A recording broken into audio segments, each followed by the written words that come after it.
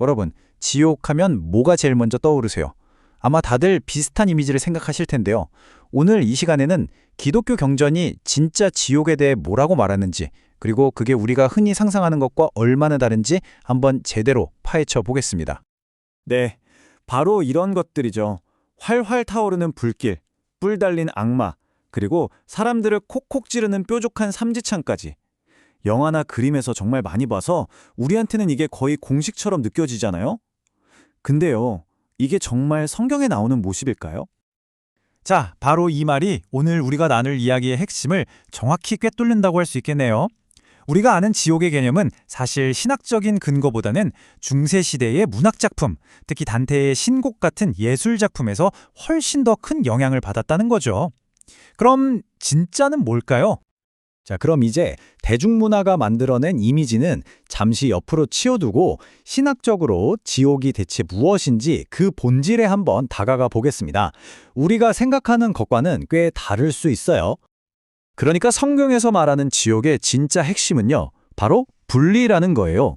삼지창을 든 악마가 고문하는 그런 장소가 아니라 모든 선함의 근원이신 하나님과 완전히 영원히 단절되는 상태, 바로 그게 지옥의 본질이라는 거죠. 이건 악이 선과 영원히 함께 할 수 없다는 어떤 우주적인 정의의 필연적인 결과라고 볼 수 있습니다.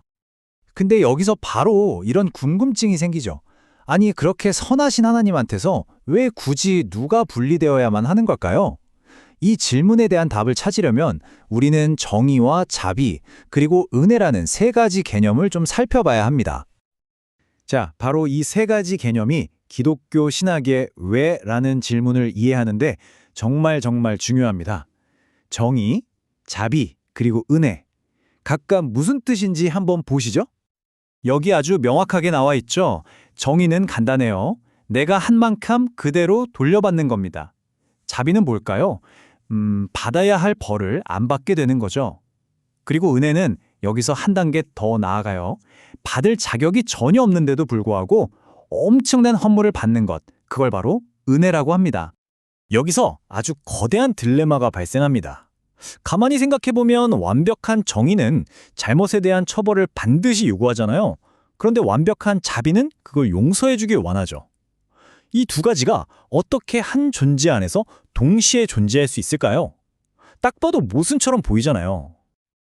기독교 신학은 이 거대한 모순이 해결되는 유일한 지점으로 바로 십자가를 가리킵니다. 이 신학적인 난제를 푸는 열쇠가 바로 십자가 사건에 있다는 거죠. 이 말이 그 의미를 정말 잘 설명해 주는데요. 우리가 마땅히 받아야 할 그 죄의 대가를 하나님이 직접 예수라는 사람의 모습으로 와서 대신 치렀다는 겁니다. 그러니까 정의의 요구는 형벌이 집행됨으로써 만족이 됐고 그 덕분에 우리에게 자비를 베풀 길이 열렸다는 거죠. 이게 바로 기독교의 핵심 논리입니다. 그럼 기독교의 이 해법이 얼마나 독특한 생각인지 이해하기 위해서 다른 주요 믿음 체계에서는 이 문제를 어떻게 보는지 살짝 비교해 볼까요? 그래야 전체적인 그림이 좀 더 명확해질 거예요. 자, 대표적으로 두 가지 모델을 볼 수 있어요. 먼저 동양 종교의 윤회 사상. 이건 뭐 거의 100% 순수한 정의 시스템이라고 할 수 있죠. 카르마라고 하잖아요. 내가 한 행동의 결과를 다음 생에서 정확히 돌려받는 거니까요. 다른 한편으로 이슬람의 저울 개념이 있어요. 선행과 악행의 무게를 다뤄서 심판하는데 결국 인간의 노력만으로는 부족하기에 최종적으로는 신의 자비에 기댈 수밖에 없는 그런 구조라고 할 수 있습니다. 그런데 기독교는 이런 식의 점수 계산법 자체에 대해서 성경 구절을 인용하면서 좀 다른 얘기를 합니다. 신의 그 절대적으로 거룩한 기준에서 보면 인간이 행하는 선행이라는 게 잘못을 덮을 만큼 충분히 깨끗하거나 대단하지 않다는 거예요. 마치 더러운 누더기 같아서 그 자체로는 가치가 없다고까지 말하죠. 자, 그럼 이 모든 복잡한 신학 이야기가 결국 우리 각자에게 어떤 의미가 있을까요? 이건 바로 궁극적인 선택에 대한 이야기로 이어집니다. 개인이 내려야 할 가장 중요한 선택에 관한 것이죠. 여기서 아담 안에 있다, 그리고 그리스도 안에 있다는 표현이 나오는데 이게 좀 은유적이라 잘 이해해야 해요. 윤회랑은 완전히 다른 개념입니다. 아담 안이라는 건 뭐랄까 모든 인간의 기본 설정값 같은 거예요. 태어날 때부터 이미 하나님과 분리된 상태라는 거죠. 반면에 그리스도 안은 완전히 새로운 상태를 말해요. 예수의 희생 덕분에 그분의 의로움이라는 옷을 대신 입고 하나님 앞에 설 수 있게 된 상태를 의미합니다. 그리고 이 모든 신학적인 틀에서 가장 중요한 요소 중 하나가 바로 자유의지입니다. 하나님은 절대로 누구를 억지로 자신의 나라로 끌고 가지 않는다는 거예요.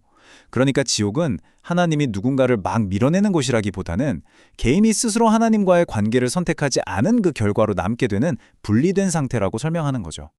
이 선택과 아주 밀접하게 연결된 개념이 바로 회개인데요. 우리가 보통 회개하면 그냥 잘못했어요 하고 나쁜 행동을 그만두는 거라고 생각하잖아요. 근데 원래 그리스어 단어인 메타노이아는 그보다 훨씬 깊고 근본적인 뜻을 가지고 있어요. 생각의 방향, 가치관, 삶의 태도 자체를 완전히 180도 바꾸는 것, 그야말로 생각의 대전환이라는 걸 의미합니다. 자, 그럼 오늘 이야기의 핵심만 딱딱 짚어서 정리해 볼까요? 첫째, 우리가 흔히 떠올리는 불타는 지옥 이미지는 성경보다는 문화적인 상상력에 더 가깝다는 점. 둘째, 신학적으로 지옥의 본질은 고문이 아니라 하나님으로부터의 완전한 분리 상태라는 것. 셋째, 기독교는 십자가를 통해서만 완벽한 정의와 완벽한 자비라는 이 모순처럼 보이는 문제를 해결할 수 있다고 주장하죠. 그리고 마지막으로 이 모든 것은 결국 개인이 자신의 힘으로 심판대 앞에 설 것인지 아니면 그리스도의 희생을 통해 설 것인지에 대한 궁극적인 선택으로 이어진다는 겁니다. 오늘 우리는 메타노이아, 즉 생각의 완전한 전환이라는 개념을 살펴봤습니다. 마지막으로 이 질문을 여러분께 던지면서 마무리하고 싶습니다. 여러분의 생각과 마음을 정말로 그리고 완전히 바꾸기 위해서는 대체 무엇이 필요할까요? 한 번쯤 깊이 생각해 볼 만한 질문 아닐까요?